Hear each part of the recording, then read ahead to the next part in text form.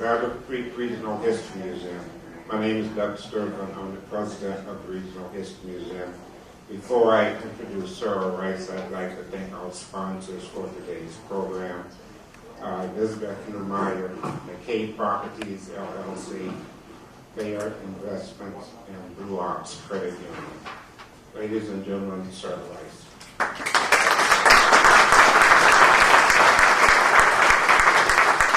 Thank you, everyone. I'd like to introduce my co-author, Leah Swanson Worthington, today. Leah and I are so happy that all of you could make it today. We found so many fabulous things about Archway Cookies, and we just really are excited to be able to share them with you. So we have spent the last 5 years, we're retired, so we took it out easy, and what we did was we collected information. Let me see if I can get this going. Okay.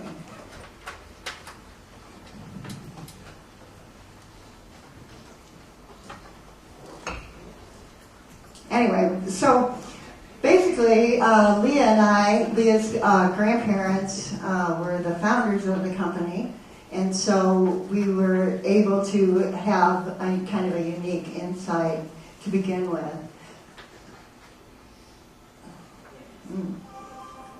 Okay. Technical difficulties. Always happen.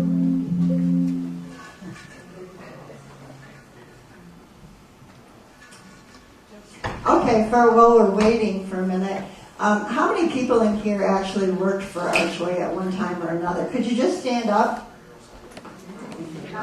Stand up for a minute. Let's see. Oh, wow, that's awesome. We're so happy to have you here today. So Leah and I began our project, and it felt like we climbed mountains. We looked for sources everywhere. Sometimes it was like swimming with sharks. We crossed the country kind of looking for sources and looked for very unique places to find records on Archway. What it ended up being is that the Battle Creek Regional History Museum is the largest holder of Archway documents, photographs, and films, and advertising material in the world.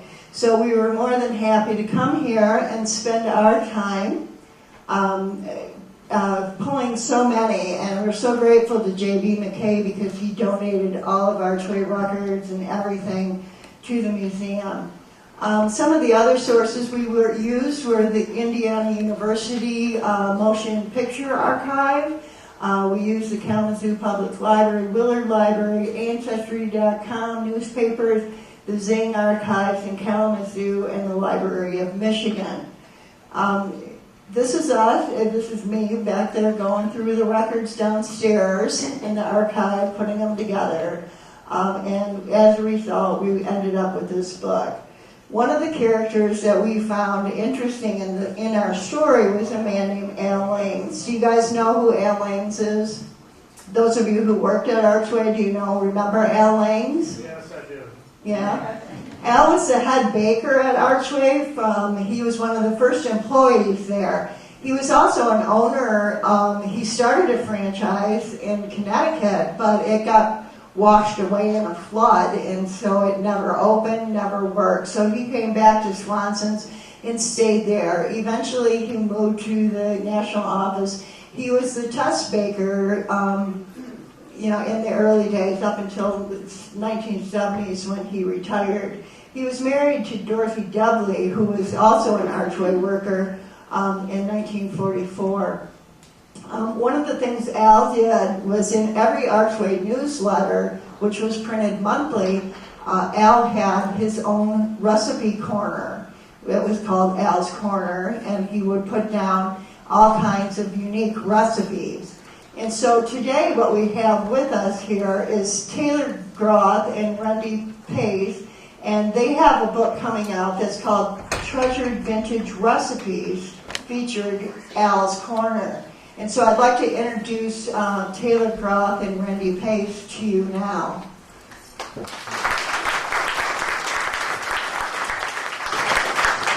Hi, I'm Taylor Groth, and I heard about Sarah and Leah writing a book, and I wanted to go to one of their book meetings.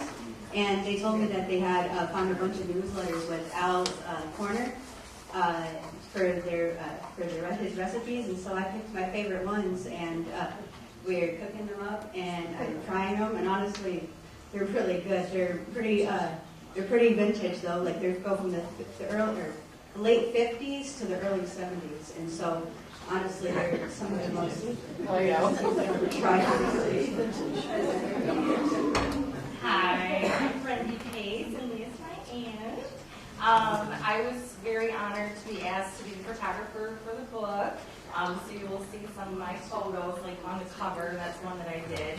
And I worked with my niece, Taylor, to make all of these vintage recipes, which was definitely really interesting because some of them we read through were like, I wouldn't think to put that with that. But we made so many, and every single time we were like, wow, this is really good, and I would never think to put these things together.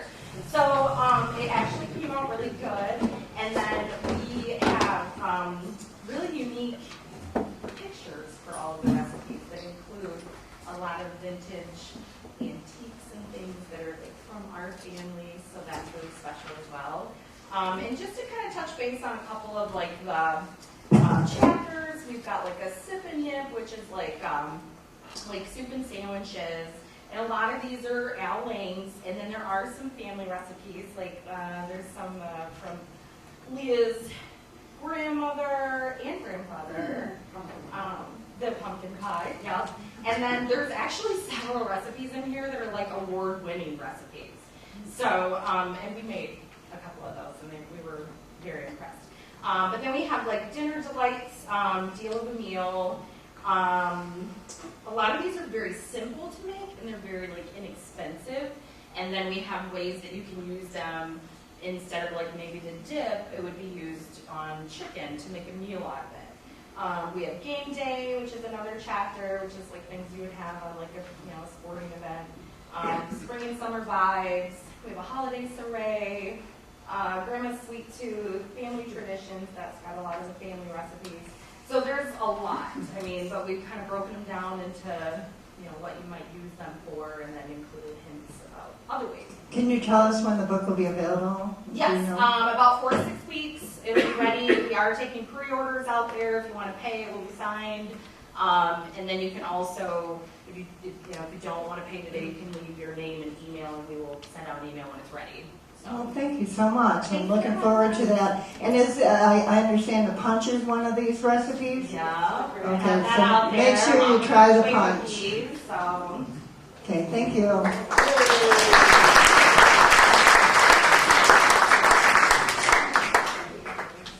Okay. So this is one of Wendy's pictures, the cookies in here. Wendy took the pictures for the cover of our book, which we were so thrilled to have. Okay, so Archway leaders. The company began with Harold and Ruth Swanson. Harold had been a baker prior to Archway. His wife, Harold was born in 1910 in Ashtabula, Ohio. He worked for Don Donuts. He met Ruth Martin in Fort Wayne, Indiana. Ruth was born in Kendallville. Harold was born in 1906. Ruth was born in 1910. Then, they were there. Harold died in 1954. Ruth ran the company until 1962 when she sold it to her son-in-law, George Markham, and Jean McKay. They're both juniors, George Markham Jr. and Jean McKay Jr. I just want to make sure I'm clear there. So, and then we have Tom Olin. George and Jean are Battle Creek people. George grew up on Garrison Street in Battle Creek. He graduated from Battle Creek Central. He played football there. Went to Michigan State, played football there. Jean McKay, he graduated from Hickory Corners, which was a Kellogg high school that was associated now. It would be part of Gull Lake school systems. Next to him is Tom Olin, who came in a little bit later. He wasn't the owner until 1983. And then the other leaders we had were Eugene McKay III and Tom Franklin Olin. I kind of look at these leaders as a relay race on how they ran it. Harold and Ruth brought brought their recipes and began their cookie company, which was Swanson Cookie Company. They brought it to Battle Creek and they gave it a home. George and Jean are the reason why we still know what Archway Cookies are. George and Jean just really grew the business to its full potential. Tom Olin came in '83 and added some spice when George stepped out to retire. In the 90s, Eugene McKay III and Tom Franklin Olin were the ones that kept the doors open as long as they could before selling it in 1998. So I just kind of want to give you a little taste of who we are here, who we're talking about, and what they accomplished. But Archway is more than just the leaders; it's the people that work there. All the different aspects. So today, what I'm going to do is give you a little taste of the company, not just the leaders, but of everything. So it's all 20th century, so it makes it kind of interesting. This is the national office that was built in the 1970s. It was built by George Markham and Jean McKay. They had a test kitchen here. They had their in-house advertising program was there. State-of-the-art, okay, here we go. State-of-the-art equipment. They had 5 1/4 floppy disks with those 286 computers that were like this. And they had, guess what else was really big? VCRs. And, oh wait, it gets better because no office is fully complete without a Mr. Coffee. And Mr. Coffee came out at about the time they built this building. So this was Archway's home from the 70s. Before they built this, the franchise headquarters were also on the Upton Avenue property, but in they had their own little separate space. Then they also had an office downtown, so they were like spread out and really needed it under one roof. Archway, most of you I'm sure all know that Archway was at least the 3rd to 4th largest cookie maker in the United States, the #1 seller of holiday cookies, including St. Patrick's Day, Valentine's Day, and Christmas, yeah. So they had 60 varieties that include fat-free, low-fat, and sugar-free. Their first diet cookie came out in 1961. The company's biggest sellers were oatmeal, like 40% of their sales were on oatmeal. And my favorite are the frosted cinnamon oatmeal. People over 50 years, through all the studies, through all the decades, it was mostly middle-aged women that bought cookies. And no matter how hard they tried, they just could not get kids. Archway was small. It employed about 6,000 workers across the country, but you have to understand it was a little bit different because Archway was a franchise business, not a full business. So Archway didn't own like the delivery trucks. They didn't own anything to do with shipping. They didn't own transportation, shipping, sales. Some of those things were all kind of farmed out to other people. So 6,000 workers for Archway was a pretty big number. They created at least 29 franchises in the United States and Canada and Japan. Over here is a kind of about their success. They did these Santas in Washington, D.C. did a study and found on who made the best chocolate chip cookies. And as you can see, Archway was #1. And of course, Archway I just love their cookies.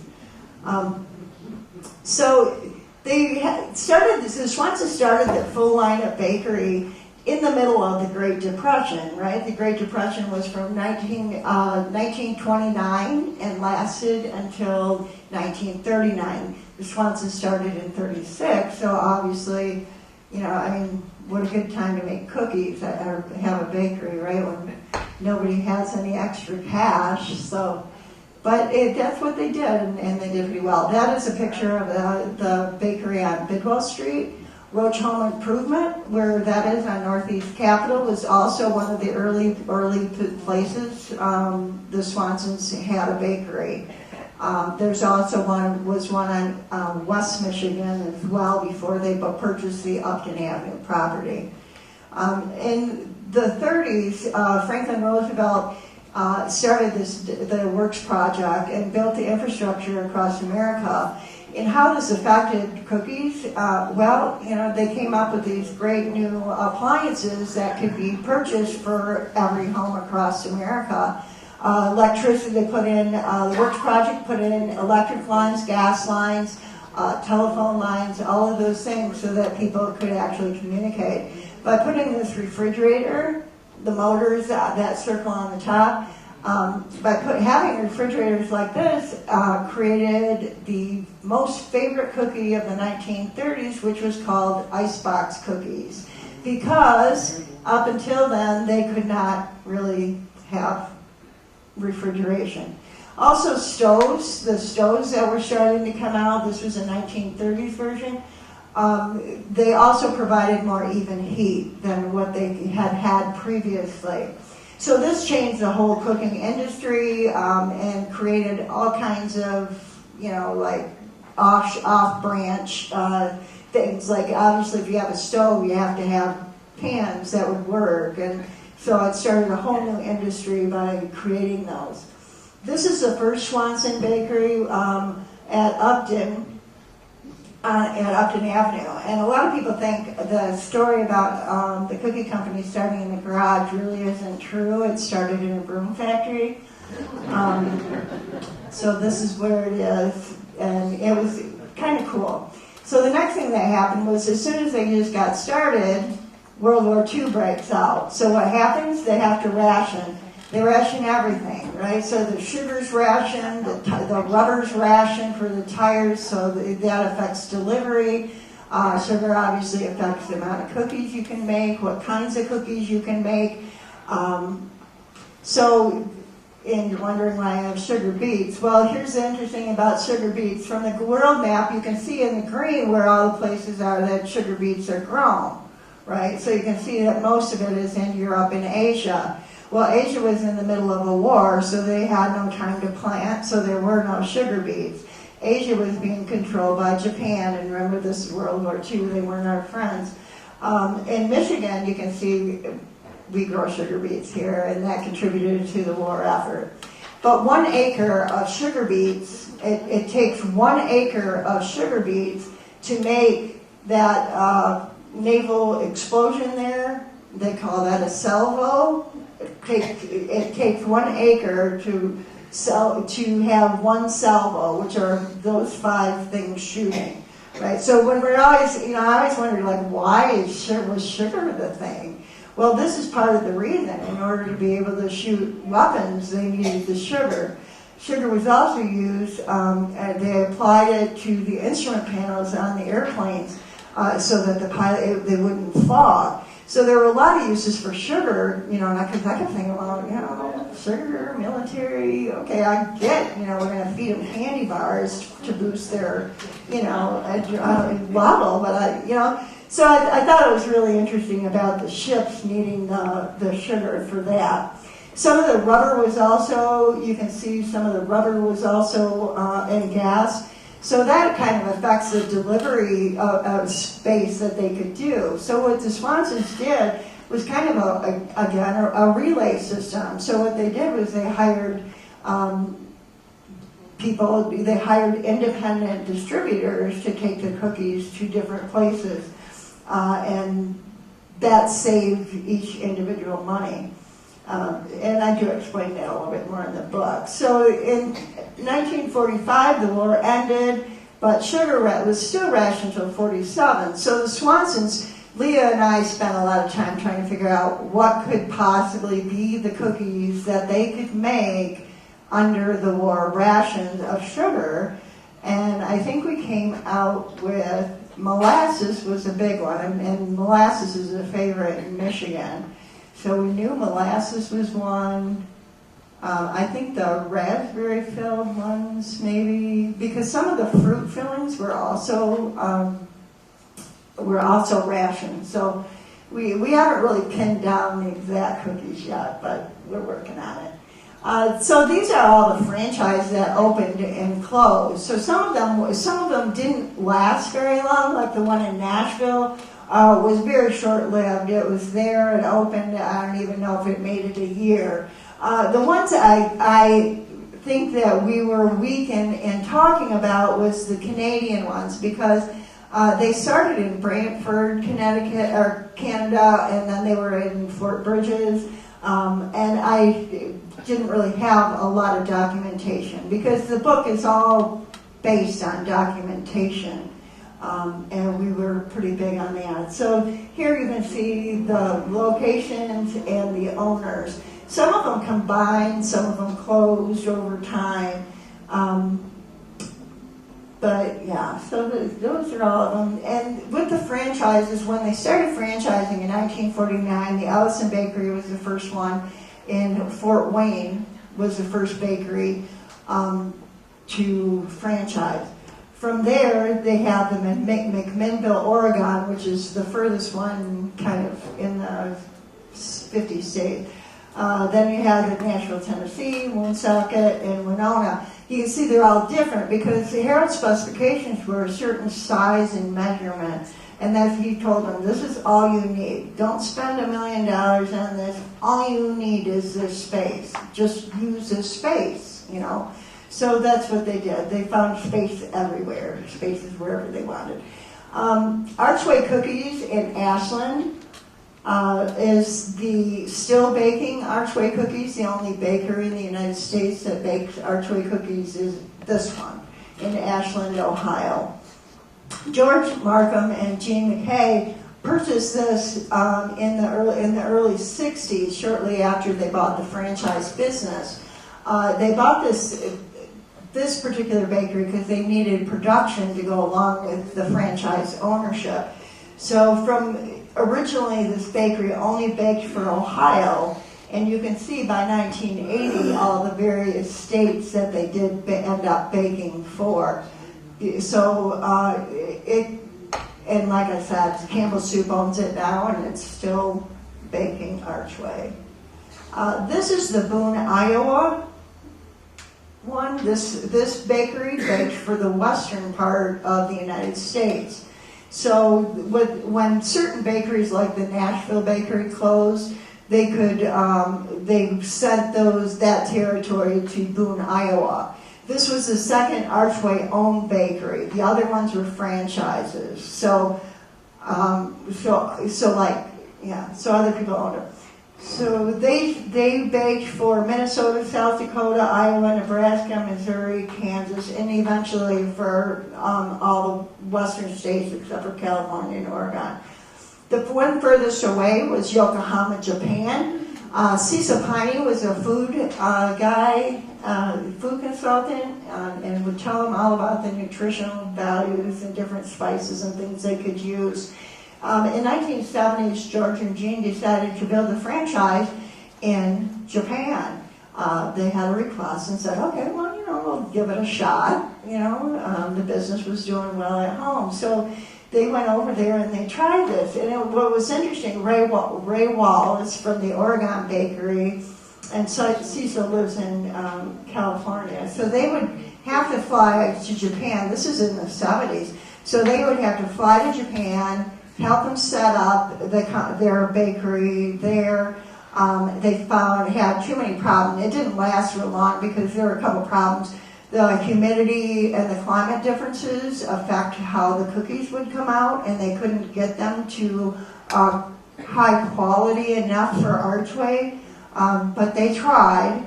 And the other problem is that in the cookie market over there, they aren't really used to the kind of sweets we have, you know. I mean, their idea of a sweet is like a Chinese cookie or something, and that's certainly not Archway.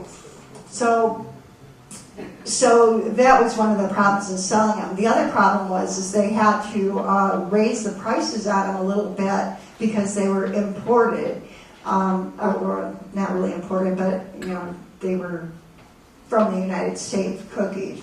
So what they would have are finer department stores would carry them as a specialty item and then sell them. But the cookies were too large. Most people weren't in Japan just weren't really happy with them. And of course, we all know this one, right? This is our local Swanson Cookie Company. So this building was built in 1956. Ruth had it built there, and that also included the franchise offices. As you can see from the overhead map where Swanson Cookie Company is, you see kind of, you know, how small it is.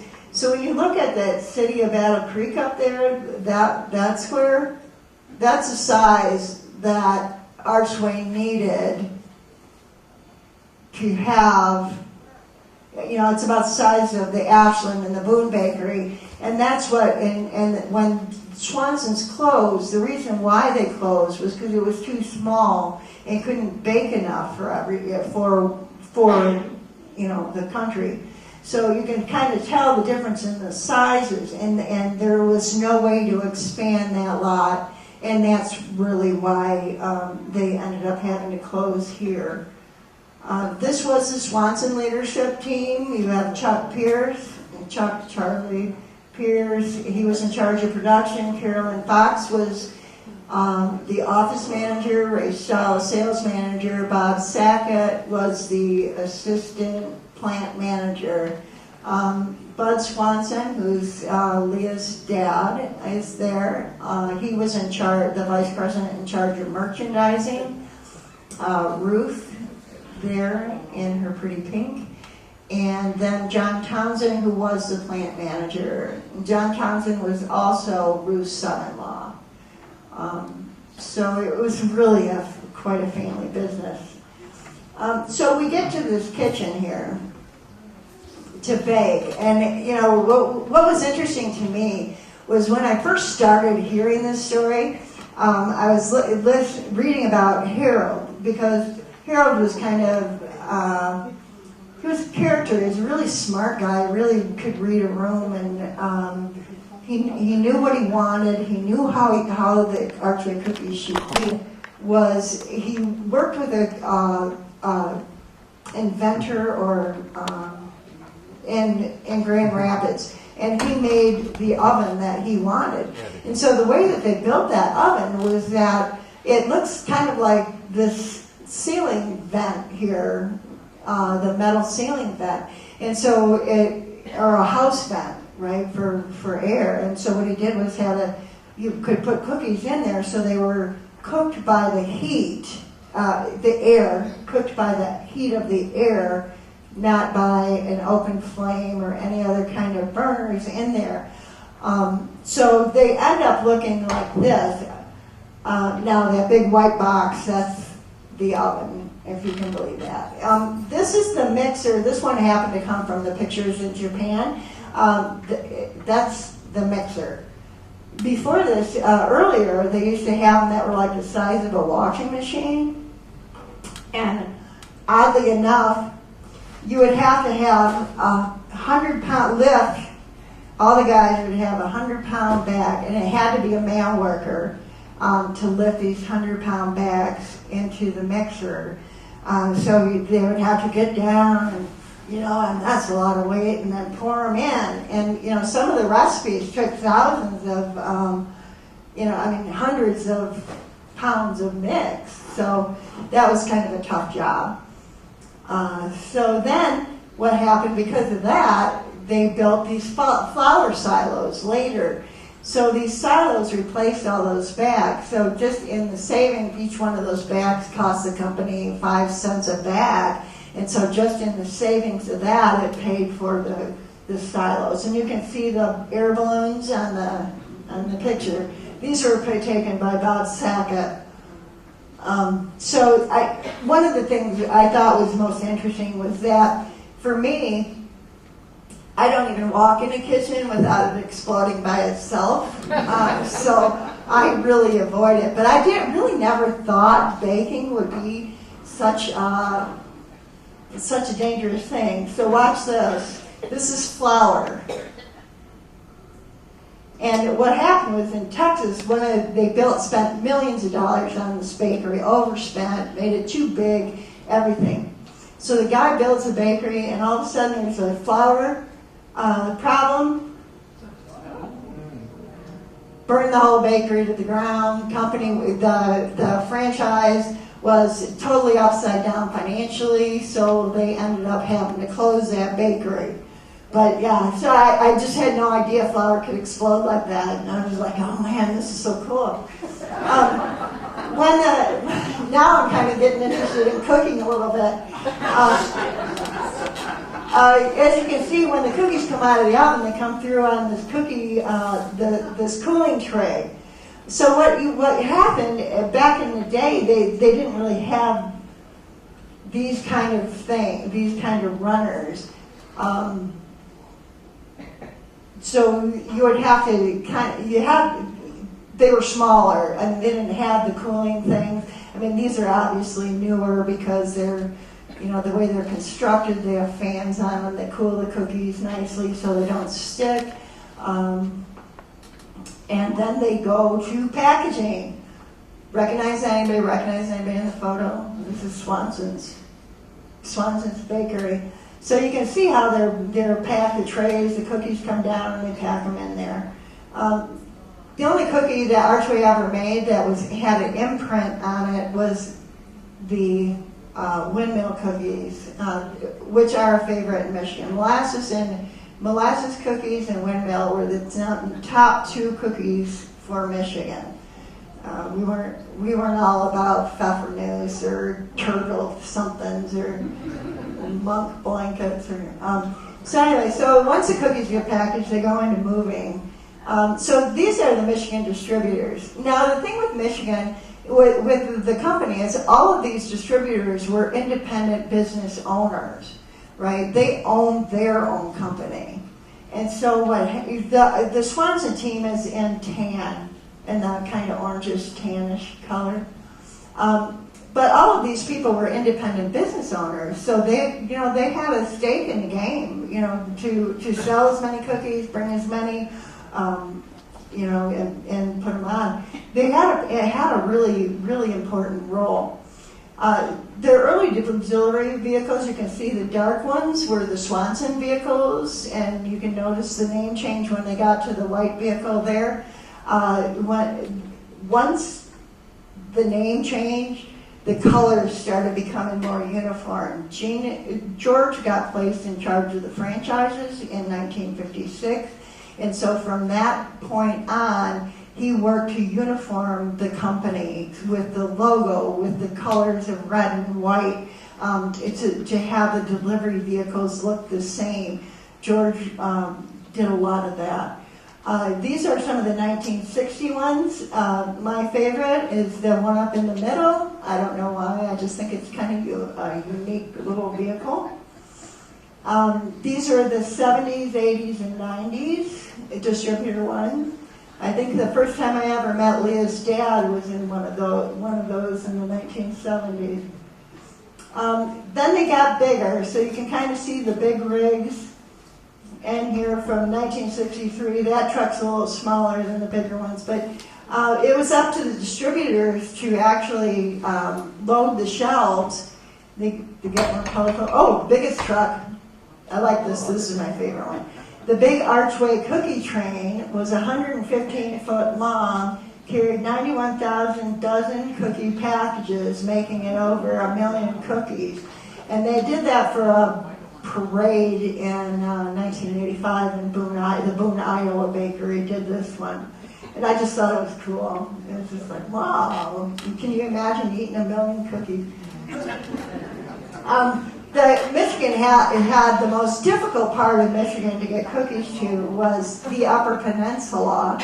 because the Upper Peninsula, the Mackinac Bridge didn't open until 1957, so they were still delivering cookies, and people often think they probably just sent them up through Wisconsin. No, they did not do that. So what they did was they used to have, or they still do have, icebreakers. So this Coast Guard ship up here is called the Mackinac, and it's an icebreaker boat because in order to cross the Straits of Mackinac, it gets 24 inches of blue ice on it, and the ships can't go through it. The ferries can't get through.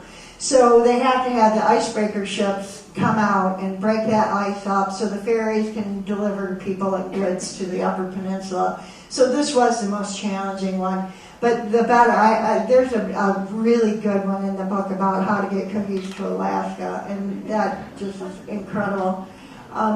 In the 1930s, this is kind of what the beginning of what stores still kind of look like. You can see the Kroger's over there, and how the inside of the store looked, where all the products were up high, behind glass, or in the back. And so what happened was, and they were just small places, they weren't like, like we know. But then what happened was during the 40s, they had a big boom in like grocery stores and supermarkets.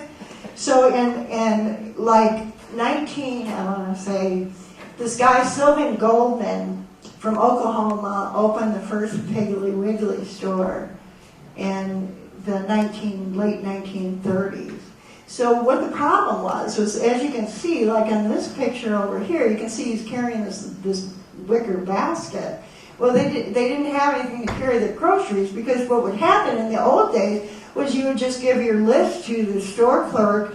They'd go back, run around, collect everything, and deliver it to your house or package it nicely, because it wasn't considered proper to walk down the street carrying things that weren't in bags or that weren't wrapped or anything like that. So the delivery trucks would just take them home, and you really didn't worry about it. But then when Piggly Wiggly opened and we started getting more, because of the war, there was more interstate transportation, and goods and products were coming from California and New York and further away. So they needed something to put their groceries in. So I'm going to show you this kind of interesting little thing here. So Sylvan Goldman, what he did, we kept trying to figure out what are we going to do with people. So he pretend this is wooden for me, okay? This is a wooden chair, and so what he did was just simply place an orange crate on top of it and raise the arms a little bit. And then it could fold. They made them so that when you actually fold them, the basket could fit, still fit back here, right? So they were foldable. So Sylvan Goldman came up with that idea, and it just took off. So that's how we get grocery markets. But what was interesting about it is that people wouldn't use them. And they kept thinking, why won't they use them? And then they did a study, and they found out that men thought that it was like pushing a baby carriage, and they were too cool for that. It was like, no, they're not going to work. So, and the women were like, God, I just left my kids at home, and you want me to push a cart now? So they really had a hard time. So what they had to do to get these grocery carts off the ground was hire actors to push them around the grocery store all day. And when other men saw this handsome hunk of a guy, pushing the grocery store, they didn't feel so threatened. And so that's kind of how the grocery carts came to be. And I just thought it was an interesting story, because you need to have someplace. Oh, they didn't put the kid seats in them until closer to the 1950s, I think. They weren't, because women didn't want to go to the store with kids. But what happened was this changed all kinds of things. So now people are looking at the products more closely. You can see the cans, you can see the boxes. So all of a sudden, this created a whole new boom in advertising and labeling. So what they had to do was to make their product look more attractive on the aisle. Queen Elizabeth came in 1957. She and Philip had heard so much about supermarkets and grocery stores, and they were so American, she wanted to come and find out what all the fuss was about. And so she just was totally fascinated by the class of cards that people pushed around. And then shortly after this, in the late 50s, early 60s, England started also putting in grocery stores. Now, the distributors that I showed you, this was also part of their job, was to stock the stores. So you can see they had merchandisers where they could fill a lot. They usually expect a lot of sales when they're doing this. So they try to find, opportune points, obviously holidays, whatever. The middle one are called cookie dumps, where they can just stack them up with cookies and people can reach in and pull out whatever. Then they also had the end of the aisle displays. But the Christmas displays were the coolest, so you could make a Christmas house. Or this one is a train station, a cookie train station. And you can just go up and pull off cookies. And they would sell like 2,000 some odd cookies off of one of these houses because they'd be back in, filling it back up every day. This one is Terry Locke. He was in Bellevue, Washington, and that's his holiday house. So that's kind of how they do that. So it's really kind of neat. A lot of the distributor wives would help them engage. One of the marketing things that they found was Archie. So Archway was invented in 1954 when the company changed the name. So they used Archie for all these different things. But what they found was, remember I told you they did a study and found that women over 50 were the biggest purchasers of cookies. So they grew Archie up. So now he's got a mustache. So in 1962. And these little strips were the shelf strips that you put in the grocery store aisles. So when you're stocking the cookies, they would put these little Archie strips. The other Archie, I believe, is an award that people that worked for the company would get an Archie award for good service. Archway also sponsored a lot of radio and television shows like the Green Hornet, which, I don't know, I remember watching that. In Battle Creek, they had the football fanfare on Well Radio with C.O. Brown announcing football. That was sponsored by Archway. Over in Kalamazoo, they had the barn dance with practically stars, almost practically TV stars. So they did sponsor a lot of radio shows, and that was a really big thing, that was in the 60s. The Good Housekeeping magazine, of course, many of you might remember the Good Housekeeping seal and how important that was to Americans because they made everything safe and made sure. So Swanson Cookie Company was the first one or Archway was the first one to get this award in Battle Creek. Out of all the food businesses in Battle Creek, Archway was the first to get it. So I kind of explain a lot more of how they go about that seal and what it means. But this is the very first full color ad that was ever placed in the magazine, in Good Housekeeping magazine, because you couldn't advertise in Good Housekeeping magazine unless you actually had the seal. So without the seal, no deal. So Ruth, under Ruth's leadership, her team got all this together and squared away. They went to all the bakeries all over the United States. Every single one of them met the standard that Good Housekeeping required, and they were there. They do have a Saturday, they usually advertise in more adult magazines like Saturday Evening Post. I don't know if you remember Look magazine. That was a big one. So usually their ads look like these. You can see the 4 new Frosty flavors, which I laugh because it just seemed like they were always Frosty when I was a kid growing up.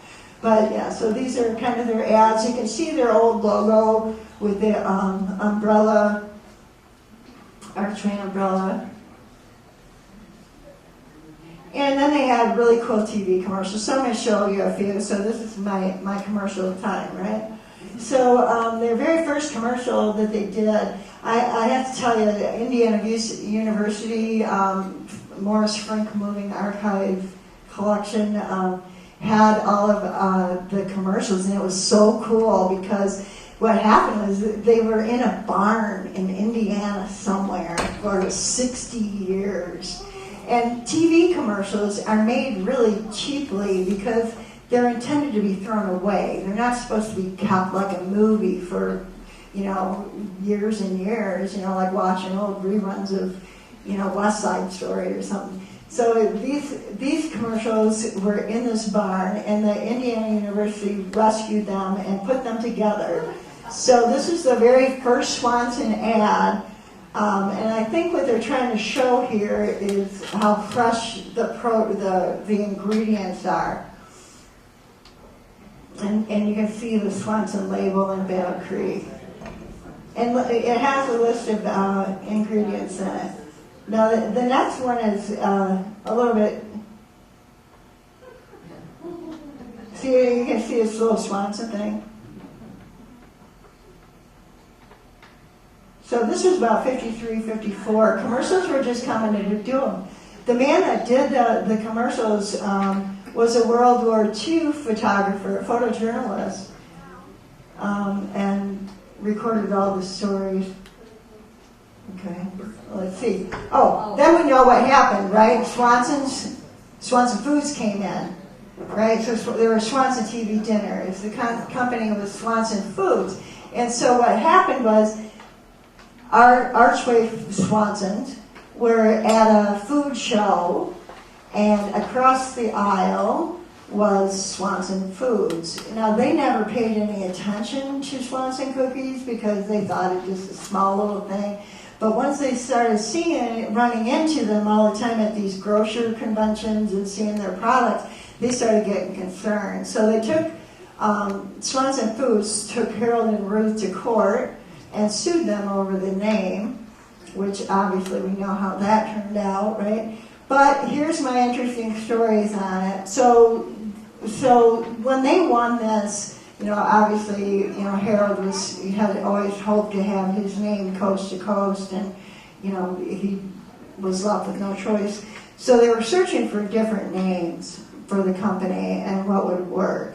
Now, one of our guests here today, Greg Royer, his father worked at Archway. It was Charles Royer, worked at Archway underneath an arch. So his story is that he submitted, they had a contest to name the company, and because he worked under an arch, he submitted the name Archway, won the $25, and that's how we got its name. Which could be, you never know. So the other choice, there's another choice, was, the one I heard was, you have to get to the company, you have to go under the railroad bridge, right? The Arch Railroad Bridge, and that's where the name came from. So that's version 2. Now, version 3 would be that the name came up on a list and it was available because nobody had claimed it as far as a trademark name. And so, they said, okay, let's go with this one, and So Right Cookies, and and that's kind of how. So one of those 3 ways. And I also want to mention that the plaque over here was donated by Greg Royer's family. Not only did his father work there, Greg, your mom worked there too? No. Your aunt and uncle. Slim Loftus was his uncle, and he worked there as well. Slim went to Ohio and worked at the Ohio bakery for a long time. But we love the plaque, and thank you so much for donating it, and thank your family. Okay, so after we get to Swanson dinners, so now we get to the late 50s. Ladies and gentlemen, here is Archie. Whoops, where are you going, Archie? Oh, you have something to show us. Well, the old Mac Senate table. How daring can you get? Something else? What's this? An old-fashioned melodrama. Now, those villains really gave Grandpa some sleepless nights. Let's have something old-fashioned that's a little little nicer to remember. That's more like it. Old-fashioned cookies, just like Mother used to make. Real home-baked goodness. Something you still find on the scene today. Yes, because we're talking about Archway home-style cookies. Try one. No matter what your favorite is, there's a variety of Archway home-style cookies baked just for you. Look at that fresh baked texture. Go ahead, take a bite. Ever taste anything better? Archway cookies come by the dozen, and you can find them at better grocers everywhere. Everywhere. Why don't you pick out one of these grocers now? Each one has Archway cookies delivered fresh to his store each day. So that was the say, and then they came into the 60s. This is like one of my favorite ones. And these are all there's a bunch of them, but they're different. Here is a special offer brought to you by Archway Cookies. Now listen very carefully to what my friend has to say. This is Foreman Fred. I want you to take a look at this Ranger. Just look at all the wonderful Cisco Kid accessories he has. Here are his Cisco Kid range glasses. Just flip them open, and you've got a powerful pair of real binoculars. And a Cisco Kid Derringer with self-loading bullets and a dual rotating barrel. And a Cisco Kid money belt made out of real Western steer hide with his handy money box. Cisco Kid boot tops that make any shoe look like a real pair of Western boots. And a clean and dangling Cisco Kid silver spurs. Just look in the bottom of any Archway cookie package for details on how you can get the Cisco Kid trail outfit, like these delicious Archway date-filled oatmeal cookies. Have Mom pick up some next time she goes to the store. And remember, don't forget to look in the bottom of the package to find out how you can get these wonderful Cisco Kid trail accessories. It's one of my favorites. Oh, by the way, that little Derringer has a little plastic knife can come out of the barrel too. And there's also girl accessories, so don't feel left out. They have some other commercials that show little girls with the money belt and some kind of purse and membership and name tag. It was a big thing, and Cisco Kid was really big at the time. Okay, so in the 70s, they got a little, nostalgic. Some folks know about automobiles, and some folks know about shoes, and some folks know how to play the bassoon. Anybody remember this?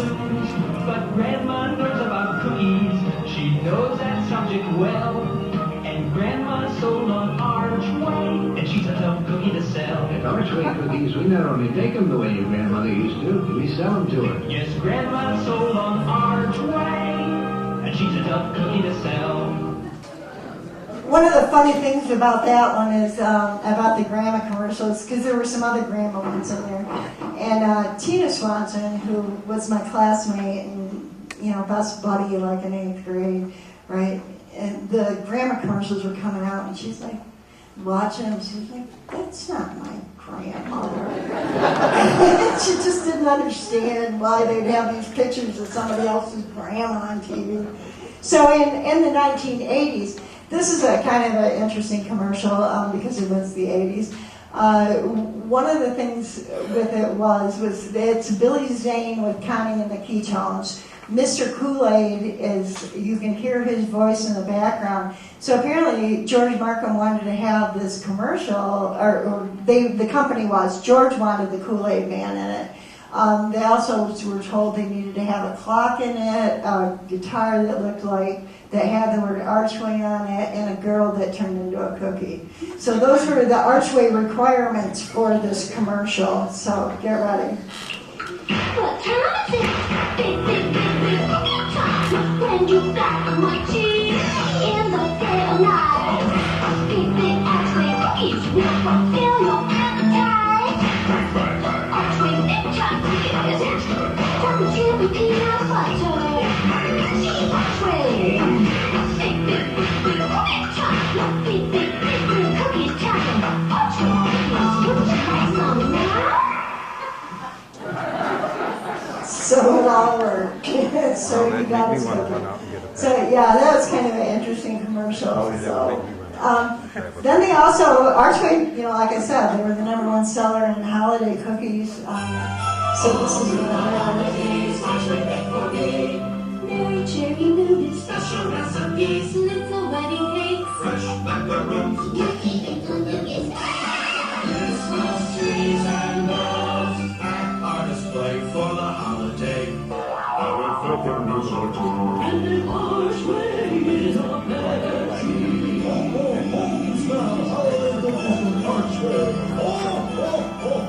Right, who doesn't look for bells and stars, Archway bells and stars at Christmas time, right? Myers, okay. Then there came the cow commercial. I love this commercial, and it's kind of cool. It's a cow. It's a cow. Maybe you're wondering why a cow would be standing outside an Archway Cookie Bakery wearing a hairnet. Well, the truth is I quit my job, just burned out, making one glass of milk after another, wondering what it's all about. Then, as if drawn by some irresistible force, I wound up sneaking into the Archway Bakery, cleverly disguised as an employee, witnessing the true art of cookie making. And after taste testing just a few thousand samples on the job, I realized that as long as Archway's making cookies, I've got some serious lactating to do.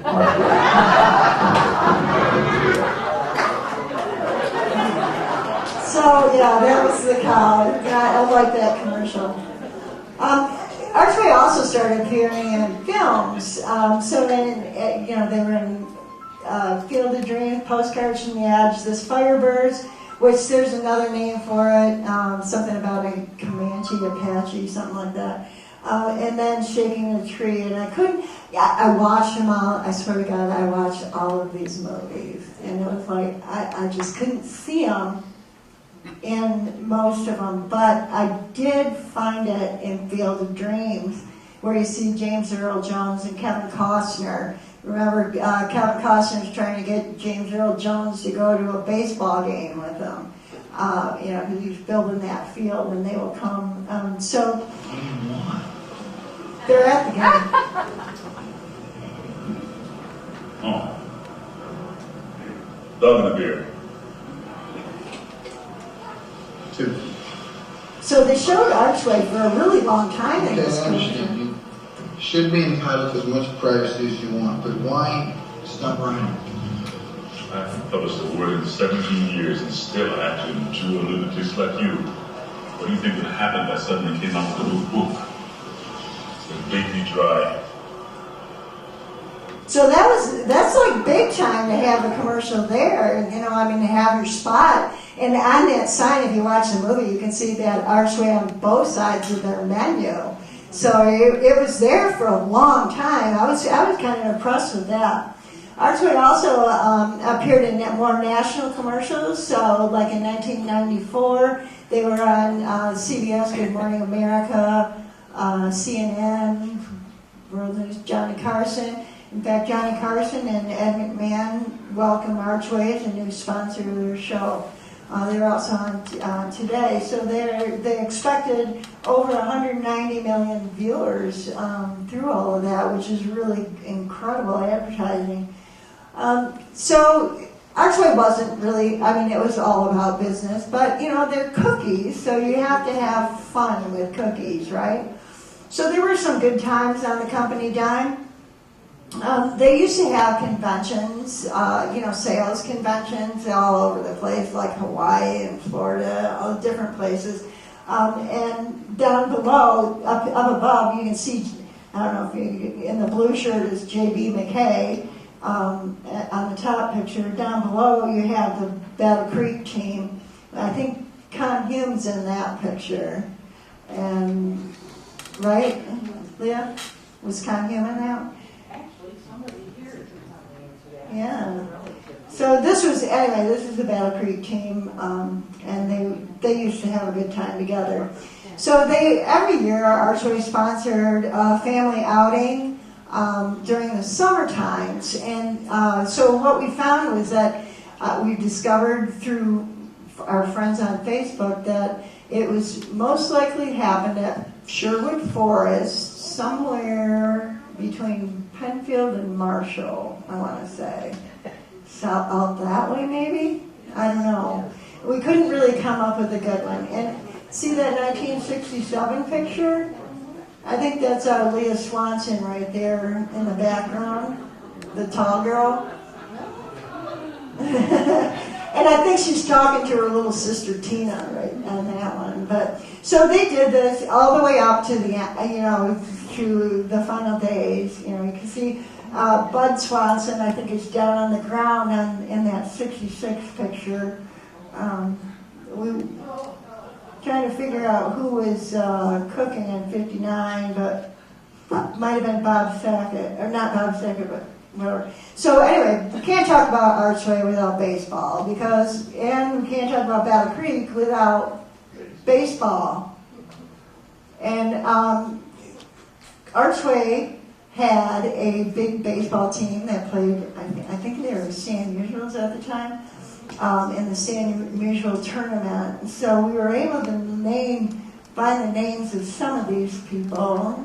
Kenny Hamlin was in there, who ended up playing for the Washington Senators, but also Carl Angelo. Now, Carl, here's the story on Carl. Carl's parents were friends with Leah's grandparents, with Harold and Ruth Swanson. So Carl Angelo loaned Harold and Ruth some money to get their bakery going back in the late 30s, early 40s. Obviously, you can see the Archway on that card, right? So they made a card for Carl Angelo because he was kind of the hero in town. He played for Sullivan's, which Leah used to work at. Here, I think this was the Sullivan's. There was the one in Urbandale. So Kenny Hamlin's the guy that went and played for the Washington Senators. He grew up on Kendall Street, graduated from Battle Creek Central, played football, baseball, and basketball, and then went to Western, got picked up by the Senators. The other guy is Dan Dobek. Excuse me. Dan grew up in Ontonagon, Michigan, up in the UP. His parents were Polish immigrants. He came down specifically, you can see my little red arrow over there. He came down here specifically to play for Archway Cookies. And from there, he also played for the Senators. But, over here they have an Associated Press article about baseball, and it says, Orlando, Florida, most ejected rookie of the spring. Senators sought to improve his throw, and now he can't throw at all.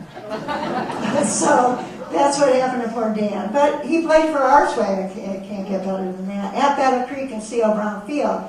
So we talk a little bit in the book about the field and what was going on. Thank you. Archway also, the distributors and different parts of the company also sponsor different events like Soapbox Derby. So over there you have in the Tolley Bakery in Fredericksburg, Vincent Richards Jr. His father, I think, was a distributor, and so they have the Archway Racers. Or the Lumark Bakery in New York, and in 1989 they had one of the grocery store guys, a kid, the distributor worked with the grocer. His son was, going to be in this race, so the distributor sponsored him for it. The one in the middle was in Battle Creek. It was a 1987 Mini Grand Prix Junior Achievement one. Yeah, were you in it? Yeah. Oh, good for you.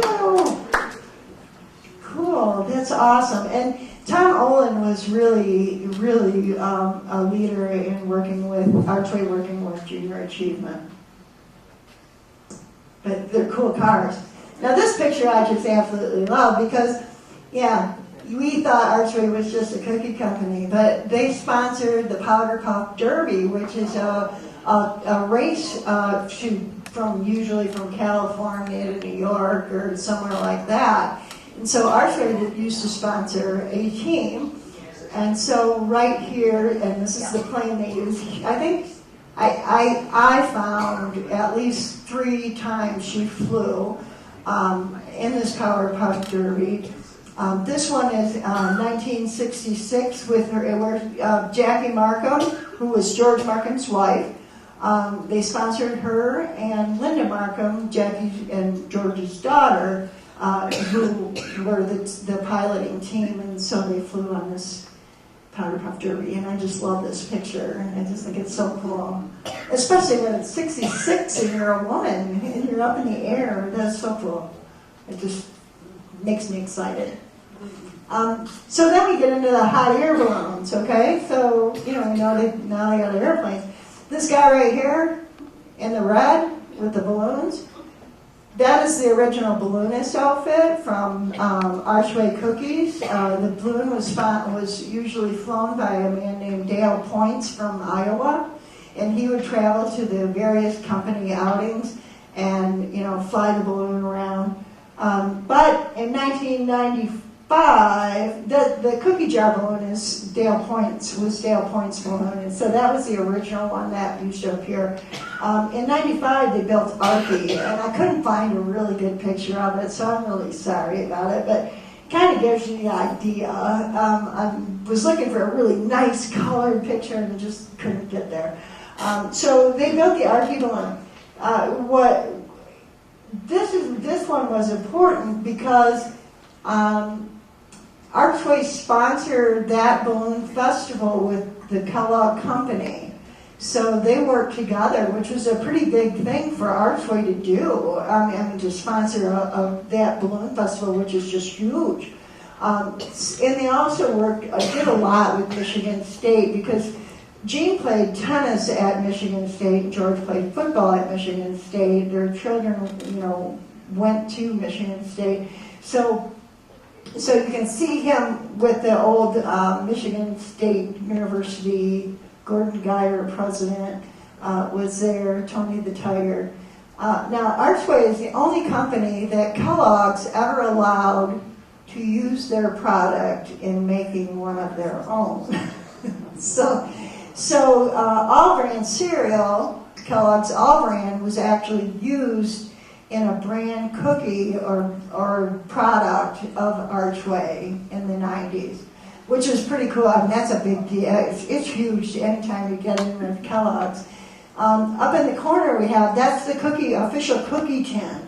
And it was put out filled with Archway Cookies. And they started getting into a lot of charitable giving in the 90s. As you can see, they worked with the Children's Miracle Network. And you can see Merlin Olsen and Bo Jackson. That were all involved. And you can see the Archie down there in the bottom. They actually brought that little mustache cartoon guy to life. So now he's got a body all his own. These are the cookie jars ads, because they have to have memorabilia, right? If you have a company, you gotta have memorabilia.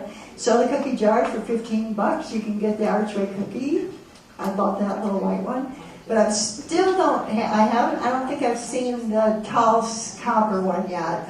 I'd like to see what that one was like. So you could buy those. Look at that one, $1.50. These are some of the collectible cars that they put out. They're like piggy banks. You have the wooden one or these other little ones that were, kind of fun merchandise. There was a lot of Archway bling. You could get charm bracelets, clocks. The two in the middle were cufflinks. I really like those. I would love to see those. And matches, they had everything, all the bling. Somebody creative took all the cookie labels and made them into a ship. And it has a really nice frame on it. It looks pretty cool. But I thought that was pretty clever. And then we come to Peanut Jumble. So this is a chapter. The chapter in the book is called Peanut Jumble for a reason, because it's after Archway left Battle Creek, and it got caught up in a lot of mess. So we just call the chapter Peanut Jumble because it's just like, too much. So what happened there in 1988, the business environment in the late 90s was so incredibly tough. Everything, companies were getting bought and sold and eaten and, dissolved, and you never knew what was going to happen from one day to the other. And that's kind of what happened with Archway, because it wasn't a bigger company like Keebler and Nabisco. They were a company that could be eaten. And so in order to, kind of prevent that, what they had to do was sell it, because they would have ended up in the hole if they had kept going. And when they sold it, it was totally solvent company in good standing everywhere. And it's unfortunate that Specialty Foods bought it in 98, turned around and sold it to Parmalat, who is a milk company. They make UHT milk. And it's in Italy. So this Callisto Tanzi, when he bought the company for the sole purpose of basically stripping all its assets to pay for that soccer team in Italy, because he had mismanaged all of his money in Parma, which was a huge thing. But, he started, he spent all this money in his hometown, building a huge stadium, doing all of these elaborate things, but he didn't have the money to pay for it. So he'd buy companies like Archway, strip them of all their money, and then, keep his business going, which obviously ended up in total collapse of that in Callisto Tanzi. After that, it went to Lance Foods, and Archway, I kind of remember seeing a Lance on the building in Fort Custer once, but I'm not sure. Then I went to Snyder Lance, right? So Snyder's bought it. So now it's part of all of these, are all under one snack label, which is the Campbell Soup Snack Division. Campbell Soup bought it in 2017. They were headquartered in North Carolina for a while. And this year, I think they just moved to Camden, New Jersey with a new CEO. So they have all of those incredible products. And what was interesting was that I was looking at, I was trying to find a comparable company when I was doing my research. And so what I was looking at was, I was looking at Archway here and Pepperidge Farms here, because both companies started at the same time. They both make better quality cookies. But what happened with Pepperidge Farms is they owned everything, right? I mean, they owned their trucks, their vehicles, their plants, their bakeries, and they sold to Campbell Soup in 1962. At the same time, Roos sold the franchises to George Markham and Gene McKay. So, but hopefully, as I understand it, Campbell Soup is working now to try to get Archway back into more production. They would like to bring the cookies back, and I spoke to some of the former Archway, test bakers and things from here, and what they found was that, I'm sorry, I lost my train of thought. So they tested, sorry, age. Hey, we're all seniors.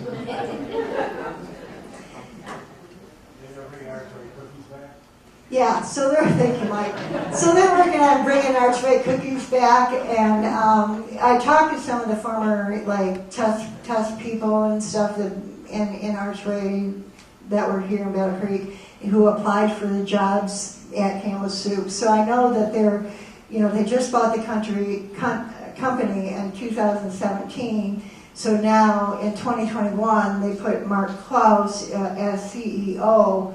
And so now they're going to really start pushing the snack products and hopefully bring some of Archway back. So I just kind of wanted to show you, remind you that these are the people the Swansons gave Archway a home in Battle Creek. George and Gene are the reason why that company is still remembered today. It was those two, George Markham and Gene McKay. And that's it.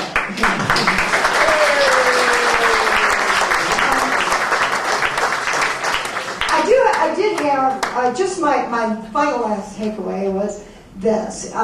Even if the road is said to be impossible, it's still possible with adjustments. And I take that evidence from Swanson's making cookies in the middle of the Depression when no one had money, or during the war when sugar was rationed, or in the 80s when we were having all this health food, and they're still making cookies. And so they succeeded, so I am right there with that. It's still possible.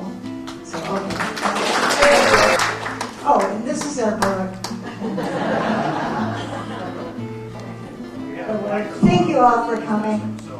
Did you want to? So Sarah.